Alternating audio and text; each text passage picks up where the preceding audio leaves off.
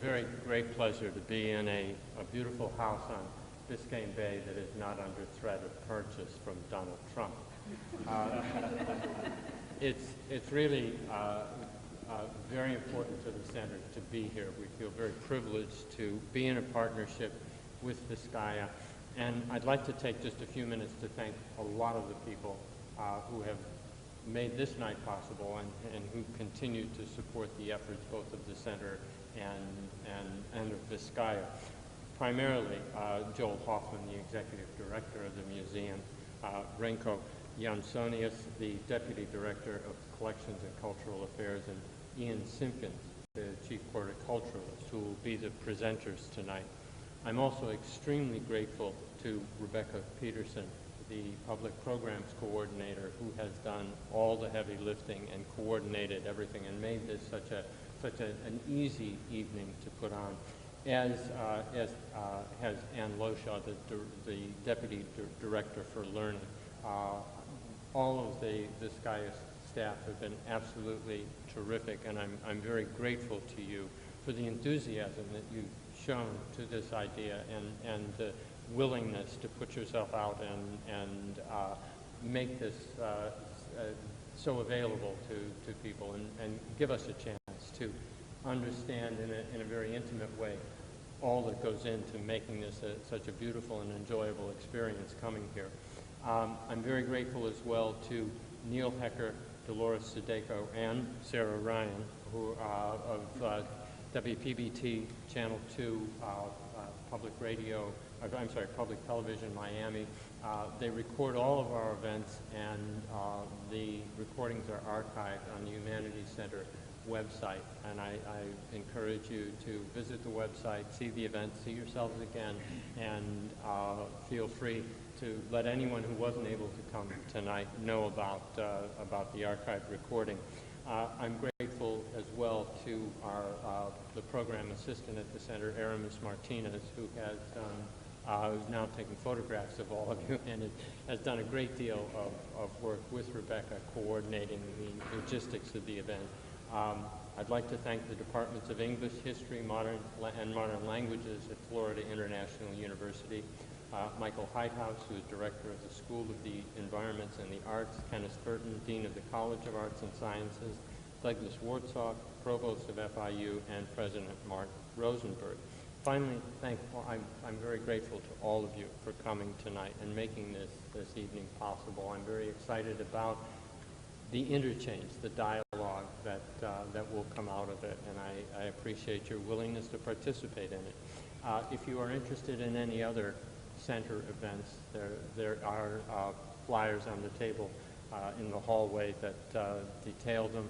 There's also a sign-in sheet both for Vizcaya and for the center, and I'd be happy to have you on our mailing list. We do have an event at Books and Books a week from Friday on food with a faculty member from the history department, from the geography department, a pop-up chef, and an urban farmer, giving a presentation fairly similar to this with a chance for discussion as well.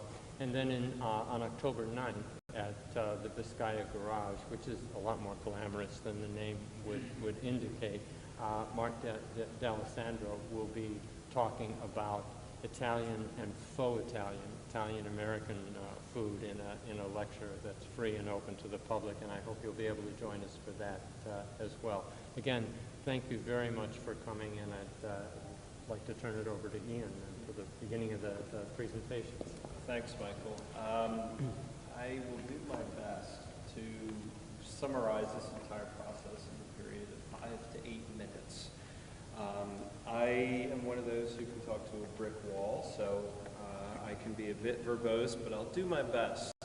Anyway, I am Ian Simpkins. I'm the chief horticulturist here, and we were presented with a really amazing opportunity that posed an interesting set of challenges. About a year and a half ago, we embarked on the skylight replacement project. It was a really intensively managed project to replace the skylight that you guys see above you.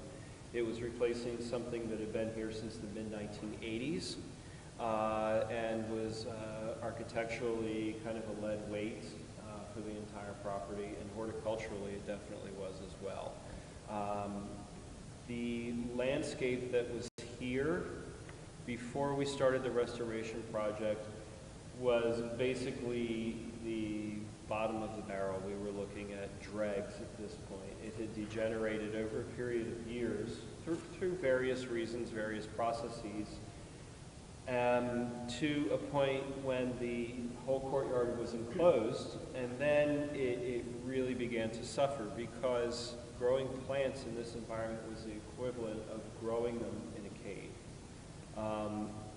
When the skylight was originally put up, you know, UV reduction and blockage was accomplished through heavy tinting.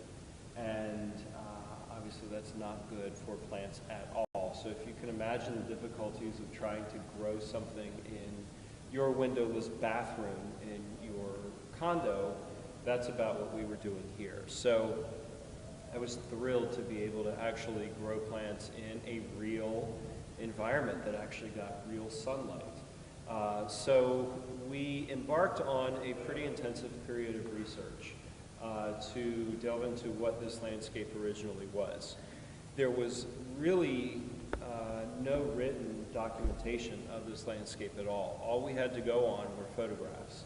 And fortunately, we did have a number of good high-resolution photographs within the archives that have been digitized. So our archivist, Alex Privé, and I got together, looked through these, and by studying them, I was able to determine pretty much what the plant palette was that was put here very early on.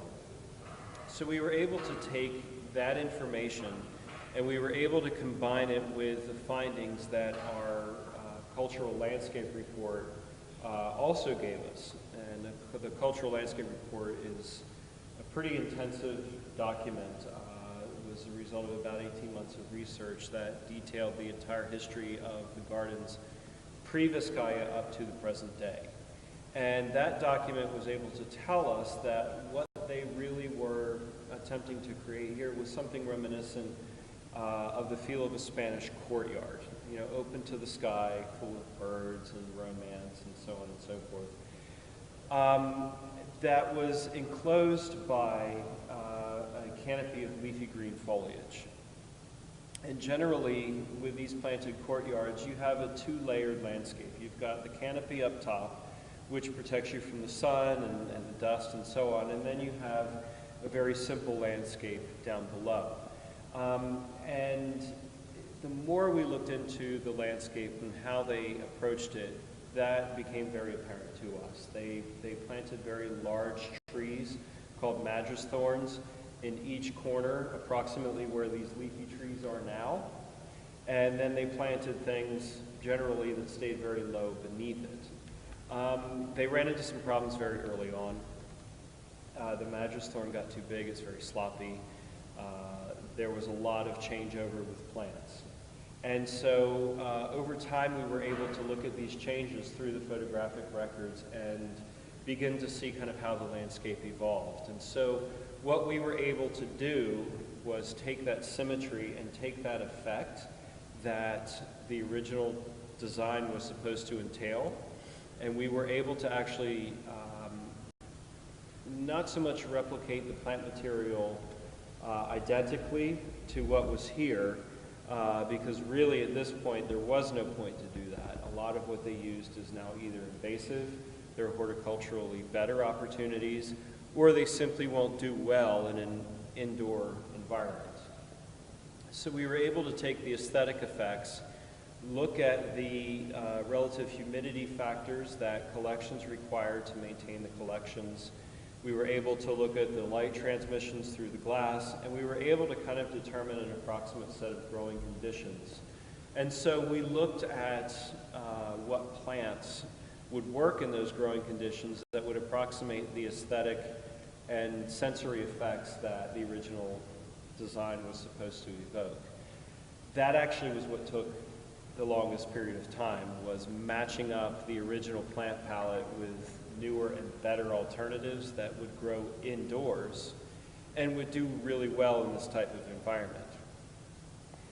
We had an additional factor that the original owners and occupants didn't really have to worry about, and that is the visiting public. You know, we need to choose plants that are going to be fairly resilient because people like to mess with stuff. They like to touch things, but they also like to experience things, you know, and one of the ongoing comments that we get about the gardens is, where are the flowers? There's no flowers. Well, obviously, we're a formal European landscape. Generally, they're not very heavy on flowers. However, we do like to interject color and we do like to interject texture and variety where it's appropriate. And because we were able to figure out that the lower landscape, the lower layer of landscape was kind of a mishmash, that actually presented us with a really good opportunity to interject some color and interject some fragrance into the landscape as well. And you can see some of the results of that.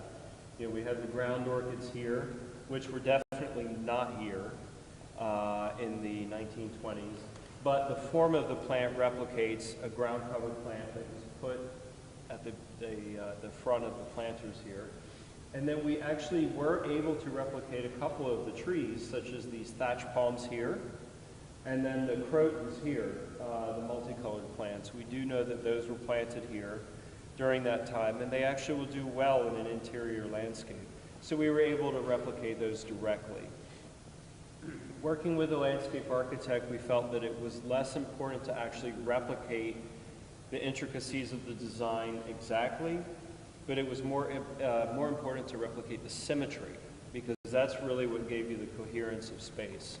And so we took great pains to actually replicate the plants that were used for that symmetry as closely as we could, given the conditions that they were going to be growing in. And then we had a little bit of fun with everything else. And so far, it's actually worked out quite well. We've been very, very pleased with it. We do have a lot of insect problems in here, but that is pretty typical of interior landscapes, especially in an environment like this, where you have so many considerations for collections preservation. We tend to let the insects build up a little bit more, so they kind of even themselves out. But for the most part, it's worked out quite well, and we've been able to interject some really rare and some really unusual things in here just for the fun of it, while keeping the historic integrity of the landscape intact. So with that, I am going to hand it back to Michael. Well, we have a few minutes before we'll move on to the next room, and I hope you have some questions or comments that you'd like to address to Ian. Happy to. I've gone over a lot of information in a very short period of time. Did you let the insects build up? We let them build up to a level higher than I would like them to, just because we're trying to keep the intervention in here at a minimal basis. And we're actually, we're still in kind of an experimental phase, seeing where our tolerances are, because we practice it's a policy called integrated pest management, and it's a series of guidelines that regulates how you deal with pests and diseases and so on in the landscape. And part of that is figuring out where your tolerances are and how far you can let it build up before you start to see plant damage. And so we're still in that stage of figuring out where our limit is when we say, okay, it's time to come in and treat, it's time to come in and do this, or it's time to come in and replace the plant. And we've had some issues. We've had some trials and errors. For example, we used a chemical which is very successful on a particular type of insect and actually quite benign. But as it turns out, these Brazilian ironwood trees, which are the feathery things, don't tolerate it well. And so that's why you see some of them have kind of a thin, sparse canopy, and others don't, because we treated all the trees at one time, and we had a phytotoxic reaction. They dropped all their leaves, and some of them have recovered faster than others. So it's still a work in progress. Interior landscapes can be very tricky. There's very, very low tolerances and a very small amount of wiggle room. I have an were saying that in the 80s, this new roof was put, or no, you guys put this recently, is that right? This skylight that you see now was completed in 2012, and it Okay. replaced one that was installed in, I think, 1983, And so that one was, 1984. so that was the really dark one, so presumably nothing was living there, or very, It was, but there wasn't much here. okay, and so then before that, so between 1980 and whatever, the early, was there anything covering this? It was just. There was not. It was wide open. So you were essentially growing, outdoors, which would have been an ideal situation, but we looked at it in many, many different ways. And enclosing the galleries, while leaving this open, really, the more we looked at it, although it looked great and looked like it would not be an ideal situation, the more we actually began to hash it out and look at it logistically and operationally, it just didn't make sense. I've got a question about that. So I noticed with the roof, the tile roofs, they slope down. So when it rains, does the rain come in here, or is there some way, or does the rainwater get trapped up there? What do you do with it? That was the subject of many, many, many, many meetings. Joel attended most of those. I didn't attend all of the gutter meetings, but did you want to speak to that? You're probably better qualified. Today, obviously, imposing a skylight over the space meant preserving the collections and preserving visitor experience while sacrificing some of the architectural integrity. And the skylight that had been here before did not actually deal very successfully with the volume of water that was collecting on the roof because, to your point, originally these sloped roofs would allow water to come into the courtyard, drain in the courtyard. There were gutters that ran around the perimeter of the space, but most of the heavy water would come in here.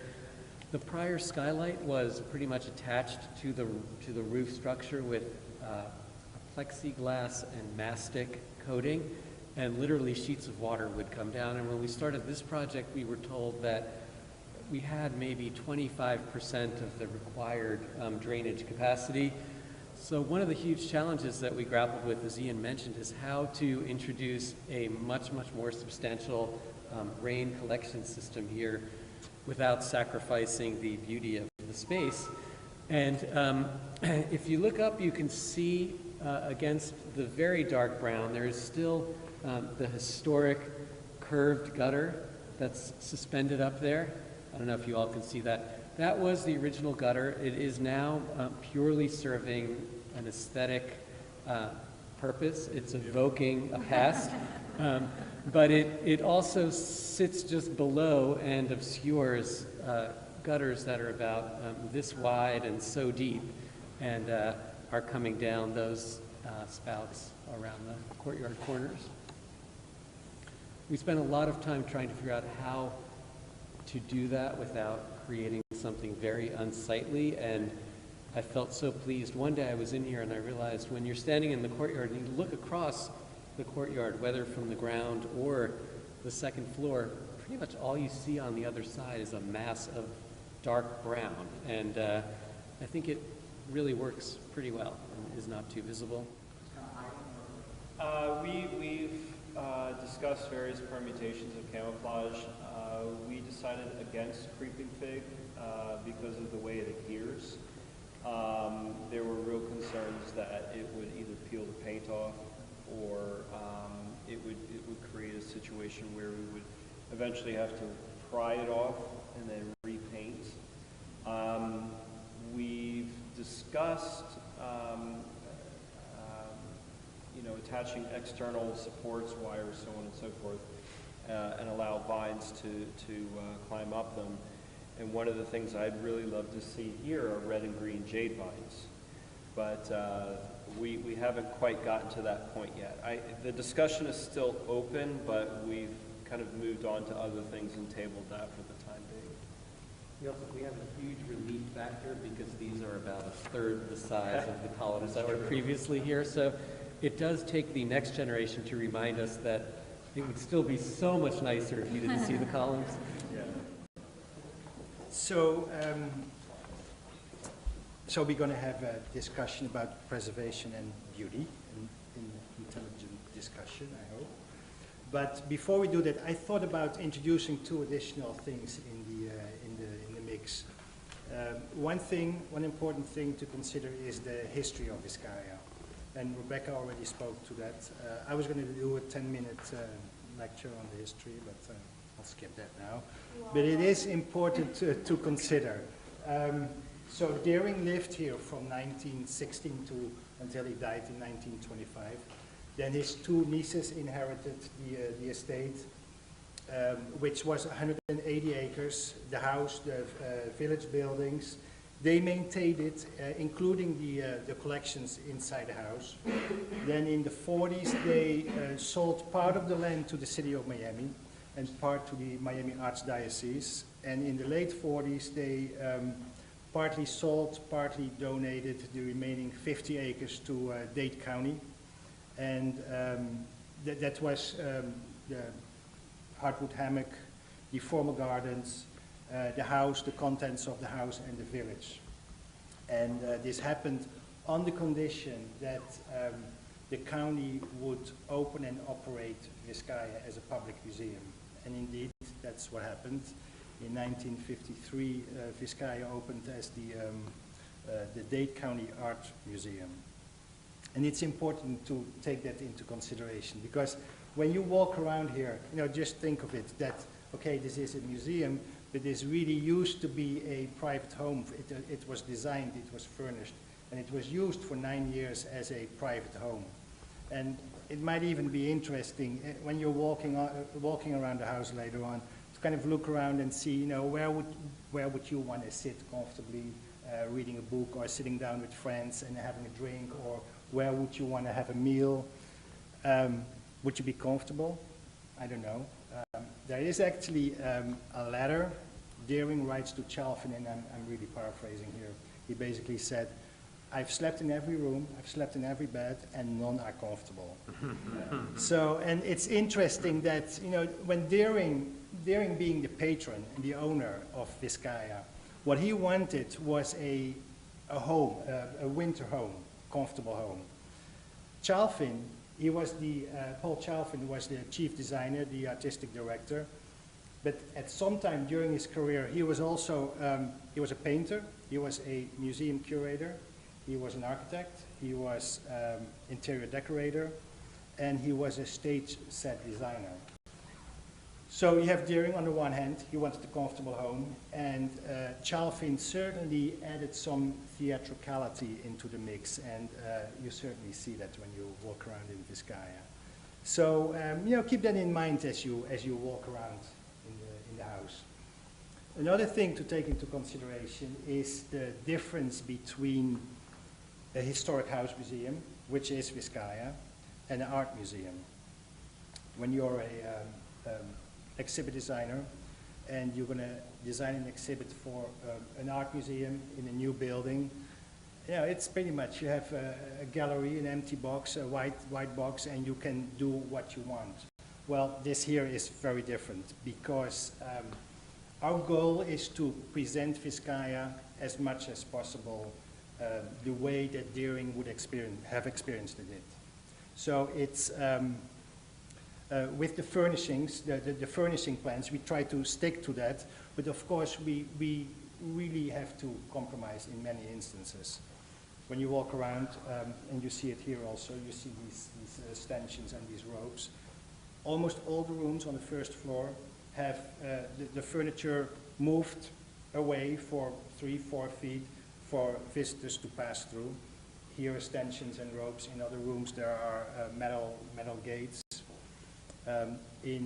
Not in this room, but in many rooms there is plexi panels over wall shield panels or over boiserie so as Ian said, so people won't mess with our stuff. Thank you, Ian. Small objects, there used to be a lot in the house. We removed a lot of that also because otherwise they will be taken away. So there's a lot of compromising that we have to do. One good example is here behind you, the Admiral rug. Also, you may want to have a look at this panel behind you there, and the panel here. So The Admiral rug is it's a 15th century carpet. It's quite significant historically. It's quite unique. As far as we know, it's one of 10 such carpets in existence. It's quite beautiful, I think, and when you see this photo, to see it stretched out almost from one end of the room to the other, it's about 26 feet. So we would love to display this carpet the way it used to be, but it was on the floor until the 1990s when curatorial staff decided to take it off the floor, and it used to be hanging on the wall over there. Then last year we decided to take it off the wall and have it conserved and have it mounted on this mount specially designed for this carpet. So when we talk about preservation and about beauty, I want to add a third factor into this discussion, historical accuracy. We had to compromise, we had to give up some of the historical accuracy. The carpet is not on the floor. We have to give up some of the beauty because it would be beautiful to see it on the floor here, but it's really preservation that's winning out. This is a beautiful display, but really it's a great way to display it and at the same time preserve the carpet. So, what do you think? Should the carpet be on the floor? Yeah, plexiglass. That's possible. And you know, we have talked about it, and there are museums that do that. Yes. The layout of this room used to be different also, but the rug could be all the way over there and have a kind of a plexi bridge over here. One of the downsides is that it needs to be, of course, very sturdy. You have to be able to pass through with wheelchairs, but also under that plexi you will create microclimates, and that's going to mess with the preservation of the rug. What else? What do you think? What's happening to the part of the rug that is it rolled? It is. So how does that situation differ from the part exposed as far as preserving? It's, in a way, it will be preserved better, I guess, but we did want to display it like this to show the coats of arms. It's one of the compromises also that, what is this, maybe 14 feet, 16, 17 feet. So there is quite a bit of it is rolled up in the box underneath there. Was there anything significant on that wall that was taken up to put that rug there? I'm just curious, back in the 50s when it was decided to put it up? There was probably a tapestry also. In several of the rooms there were tapestries that over the years have, before it became a museum, were removed. Yeah. Remco, could you talk about the painting that was split to cover the Yes. pipes for the organ? You'll see it from where you're standing. That was one of the compromises of Chalfin. So they acquired these wonderful objects in Europe. But in this case, yeah, this was a great painting, but what was really necessary was to showcase on occasion the pipes of the organ that are behind it. So when the organ is being played, or when it's not being played, the painting was cut in half, and it's basically two doors that can open up. So there's also back then already a compromise between preservation and beauty and functionality. What about deterioration of the painting? Is there some, do you have unique problems because has been cut in half? No, not that we know. No. Okay. The importance of the object really, is that something that factors into the decision? Do you alter how it's displayed? Or? Well, this particular carpet is one of the most significant objects of Vizcaya, and we would not want to take it off display entirely. And each time when we have to take something down, it's kind of a dilemma. We don't want to do that. You know, we want to display it as much as possible the way it used to be displayed. Sometimes it is necessary, but each time we have to remove it, it's like we're struggling with it, and we realize that If we put this in storage now, it will be there forever, or at least for a very long time. So in this case, we definitely wanted to keep this on display. I have a question. If you got more space across the street after the museum leaves, wouldn't it be possible to put a few things so valuable like this across the street and do a replica here? So you get the feeling, Yeah. you'd be protecting that, and you know, and you'd have more of a feeling of what the intention of this whole room was, to have a rug. I mean, sounds like you may have that space opening at some point soon. Sure, true. Yeah. But as far as replicas here, Well, the cheaper, I mean, you could never replicate anything like this.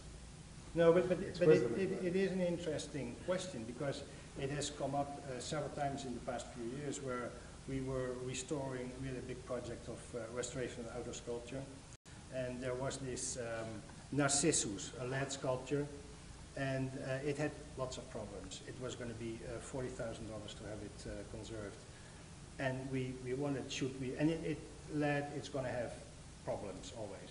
So we were discussing, shall we have it replicated? Well, to replicate it cost about the same amount of money, and we still have issues with maintenance. So, you know, to maintain the historical accuracy, it's not only what a room looks like, but also what the actual objects are. Because, you know, when you walk through the gardens, you want to see the real stuff.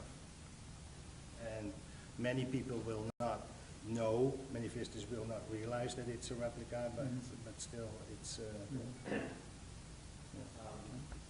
Beauty probably was quite a bit more prioritized by James Deering and his designer than preservation, in that in so many instances throughout Vizcaya, they quite happily took historic artifacts and manipulated them in ways to suit their broader agenda, a lot of which was driven by beauty, some of which was driven by affection for narrative and fantasy and all of that. But and it does present interesting questions. Around the time that I arrived here a number of years ago, there was a conservator who was working on a sculpture, and that conservator's goal was to bring that sculpture back to its pre-Vizcaya state. Unbeknownst to us at the museum, we actually intervened and said this is less about preserving the original 18th century artifact than it is about preserving the construct that James Deering and his designers created. So, in the entrance loggia, there's the Bacchus fountain, which consists of various elements. There are these two putai. One of them, there was a restoration project going on a few years ago. One of the putai had lost, I think, a hand, and the question was, should we have that recreated and make the statue complete again? Well, we went to the purchase ledger images, and it turned out that when Deering purchased this particular statue, that hand was missing already. So we decided to not have that recreated, but keep it the way it was installed originally at Vizcaya. So, we're fortunate in that, unlike many other properties that you might find in Europe that had generations of people actually living in them, we have this 9-year concentrated occupancy. The house is still so substantially filled with original artifacts.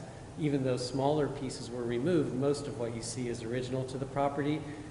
And as Rebecca mentioned earlier, he lived here alone. He had visitors, so there were not multiple wives or kids changing the decor in rooms or growing up and going to college as we might experience today.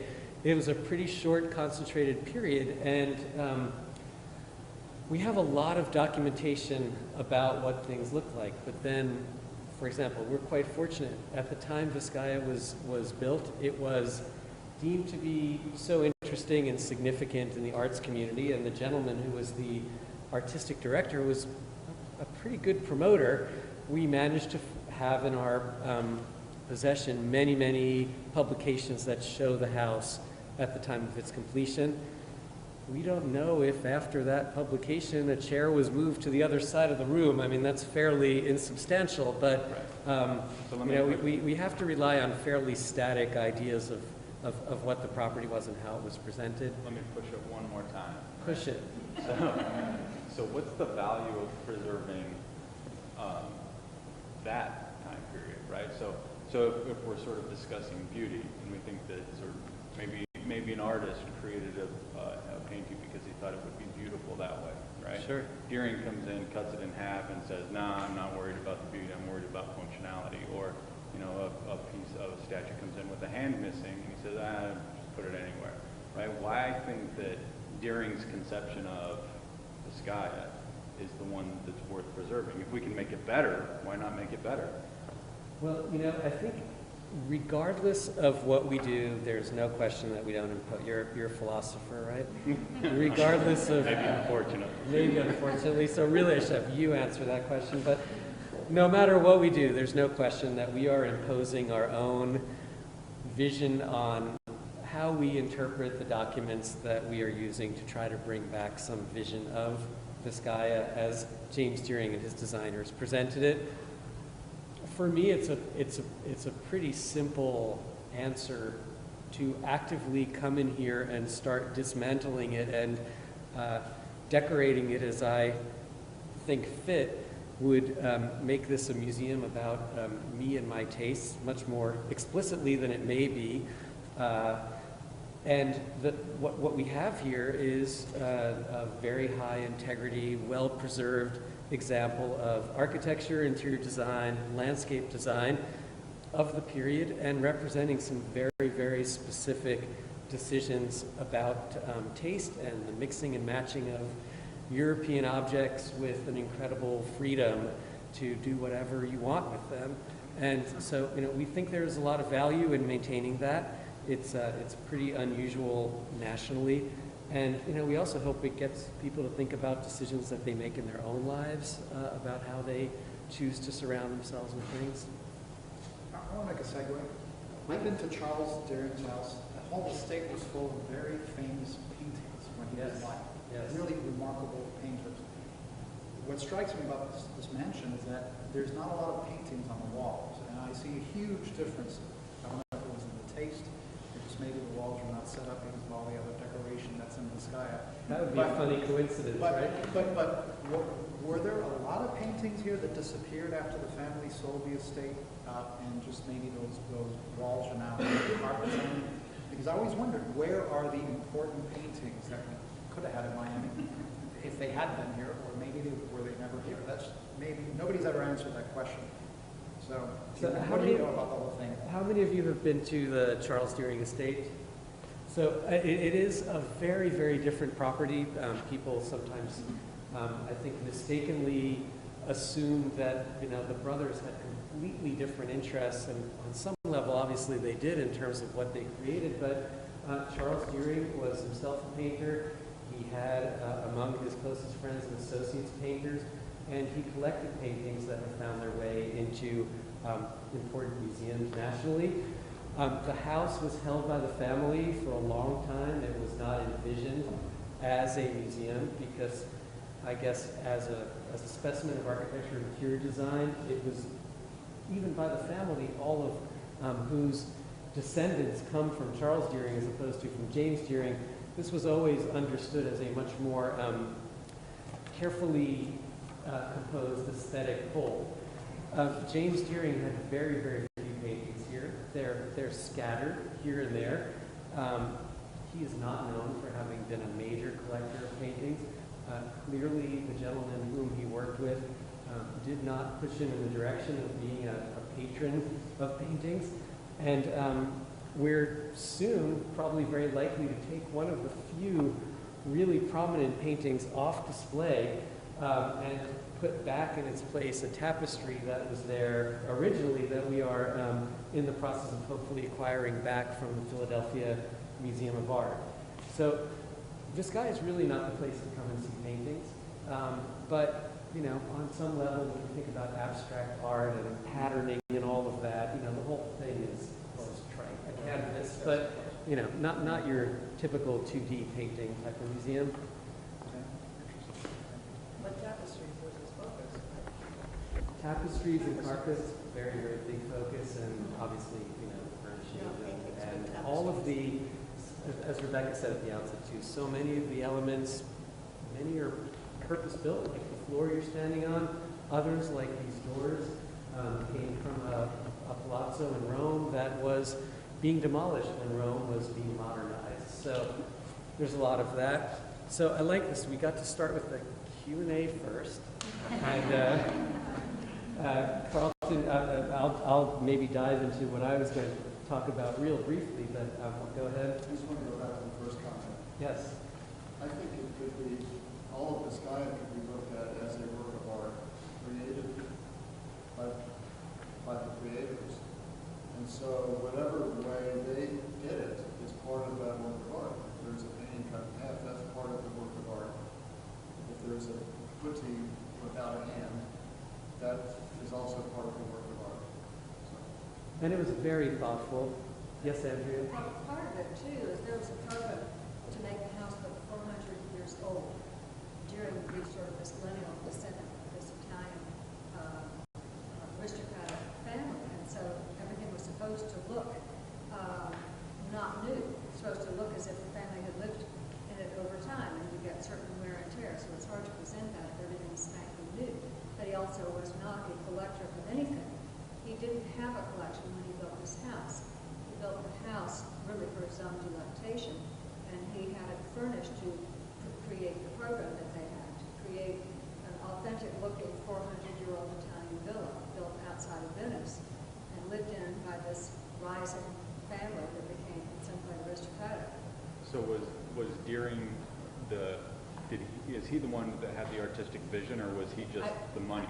I think it was a combination myself of Deering and Chalfin, but certainly Chalfin had a terrific vision. I look at him as the editor, the great editor of everything that happened here. But I think it was a symbiotic relationship. I think Deering didn't just pay the money. Do you think? I don't think so. Oh, no. He certainly played a role, and there's an amazing correspondence down to the color of, you know, checker chips. So I'm going to seize control of this. When my colleagues, well, I should say first that we're standing in the room called the East Loggia. Around the perimeter of Vizcaya are several rooms that are called loggias. They're on the edge of the house. Think about them as having kind of a relationship between the interior and the exterior. And outside, directly in front of you, is one of the, sort of the signature pieces of Vizcaya, the Bard, sometimes known as the Great Stone Bard. Perfect timing. We could not have coordinated it. We're even getting it on TV. A beautiful sailboat. If you squint, it's almost kind of, you know, reminiscent of a sailboat James Deering might have used.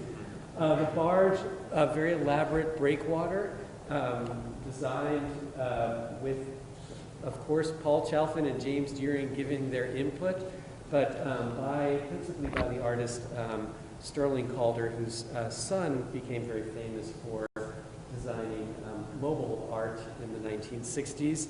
So when my colleagues raised the topic of debate between preservation and beauty, and I saw the press materials that went out about duking it out between preservation, I sort of giggled a little bit, and I thought, well, in my world, the two actually, in many cases, go rather well together. They fit hand in hand. For example, Remco earlier mentioned that we've recently completed a project, cost about $2.5 million to conserve about 150 sculptures outside. And I can with no hesitation say that following that very extreme act or thorough act of preservation, the sculptures look remarkably more beautiful.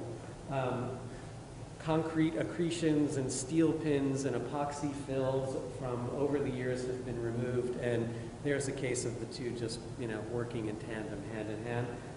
When I thought about the evening's agenda, though, it helped me to sort of expand the idea of preservation a little bit. So I don't remember now if it was Ian or Remco, but I think it was Remco who said, you know, the issue of integrity. So I guess if you think about preservation not simply being about keeping materials together and preventing them from falling apart, but rather preserving the ambiance, the mise-en-scène, whatever, the milieu that was here, sometimes preservation can work against that. We've talked a little bit about plexiglass and barriers and carpets going on walls. So that's one thing. Another thing that I think is interesting, and I know if time permits, there's going to be some hilarious and shame-inducing recitation of comments from TripAdvisor.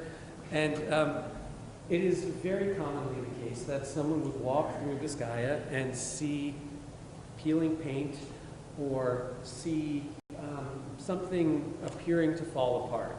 And so logically, you might think there's a case in which preservation and beauty are, again, working hand in hand. Fix it, it will look better.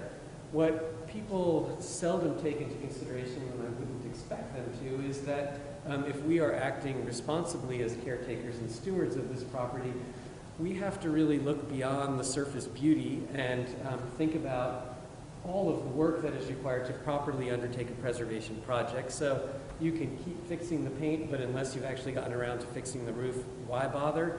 You can keep fixing the surface of a sculpture, but if it's exploding from within due to rusting iron pins, there are occasions where we really have to wait and think thoughtfully about how we tackle those projects.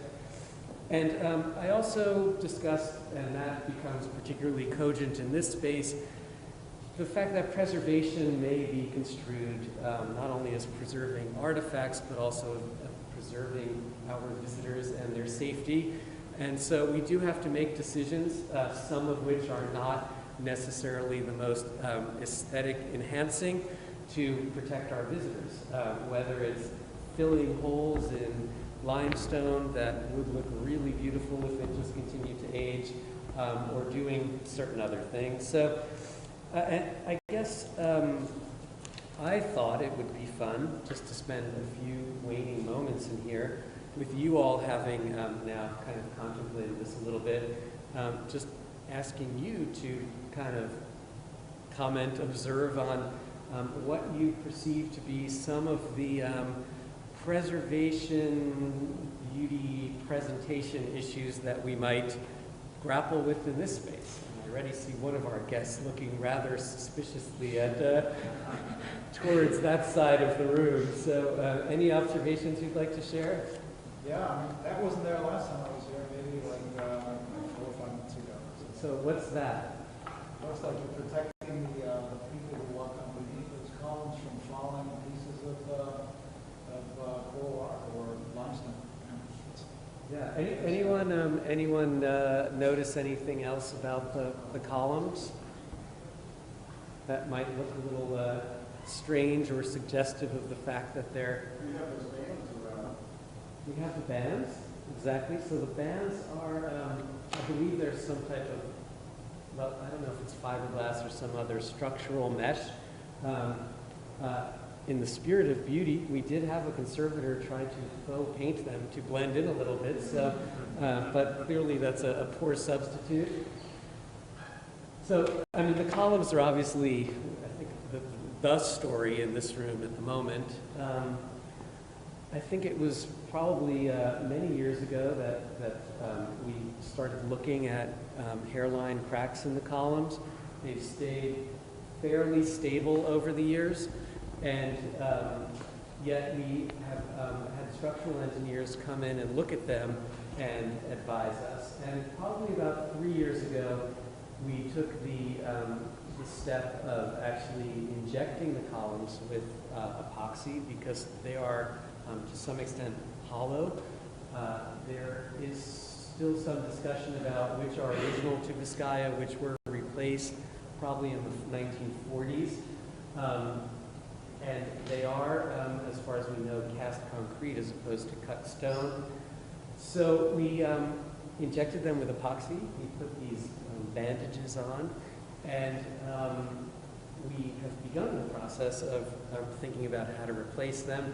I can't think of too many other places in the property in which this sort of surface versus what's really involved in fixing them comes to play. It would be delightful if we could just get someone in here and sort of fill in the plaster a little bit and be done with it. But alas, and quite shockingly, last December, I was here having a very small dinner to thank a lovely woman who had been very generous to Vizcaya, a member of the Deering family.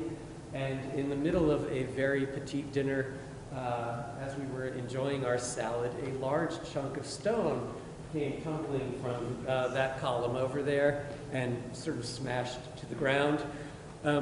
We were all in a state of shock and dismay, and the following day we had our conservators come and do what is called sounding and tapping, I believe. And they did go through the house in a variety of different areas and checked stone in vulnerable locations like this, and concluded that there was quite a bit more vulnerable stone. So that has all been removed. We have put this netting up as a short-term fix at the moment. Classic case, long-term preservation would obviously contribute to long-term beauty of this space. And our structural engineer is drawing up plans to help us figure out what to do with the situation. Every project that we tackle here has so many different factors, including this one. How high does the structural damage reach? What do we do about the glass? That was another sort of preservation versus beauty in position in the space. These were originally open, like the courtyard. We obviously need glass to protect the house and its contents. So I'll throw out one more. Anything else? Preservation? I'll give you. How ago was this? A month or so? We noticed that there was a crack in the pedestal, and the same conservator came in again and got on there and started tapping and sounding again what was going on. It's very difficult to get at it because, well, you can't get at it. But it was decided that it was so precarious and really unstable that it had to be taken down. And since then, the other three have been inspected also. They seem to be fine. So we have that problem here with the columns, but there also things are happening. On the your doors? No, these four, Just the overdoors there, and then the busts and how they are installed, and even some of the capitals here, the columns, there are some problems. You see some stone has been removed in that arch over there. Similar things are happening to a lesser extent in the enclosed loggia and the entrance loggia, but really here on the east side it's the worst because of the weather, the water, The curtains are a great kind of preservation versus beauty issue. So the curtains, which are meant to be beautiful, and you can give your opinion as to whether or not they are, were actually a major contributing part of the problem. The anchors that were holding the curtains swelled, and they are largely what contributed to the stone spalling and cracking. Here's the case.